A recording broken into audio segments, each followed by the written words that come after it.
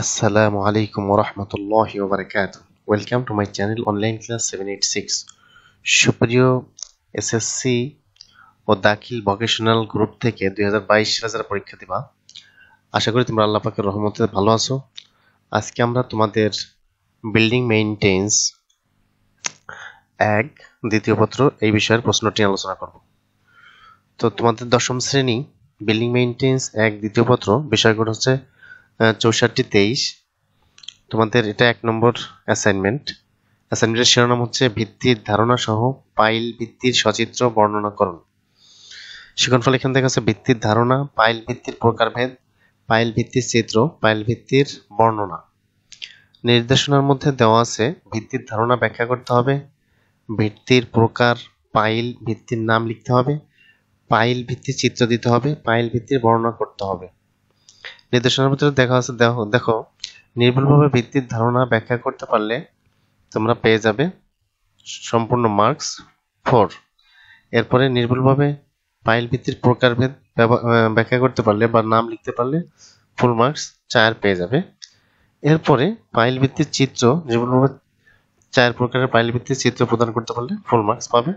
Pile ভিত্তির নির্ভুলভাবে 4 প্রকারের পাইল ভিত্তির বর্ণনা করতে পারলে তোমরা 4 মার্ক পাবে।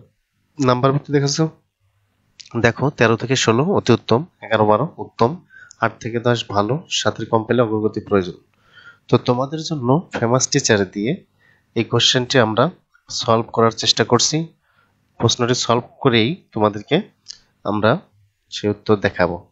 তো যদি তোমরা আমার চ্যানেল অনলাইন ক্লাস 786 এই চ্যানেলে নতুন হয়ে থাকো, চ্যানেলটি সাবস্ক্রাইব করে পাশে থাকা বেল বাটনটি ক্লিক করো, যাতে আমার দেওয়া সকল অ্যাসাইনমেন্টের নির্ভরত্ব তুমি সবার আগে পেয়ে যাও। আমাদের অনলাইন ক্লাস 786 এ 3 ধরনের ভিডিও আছে, তোমরা দেখতে পারো। একটা হচ্ছে তোমাদের অ্যাসাইনমেন্টের দ্রুত আমরা উত্তর দেওয়ার চেষ্টা করি।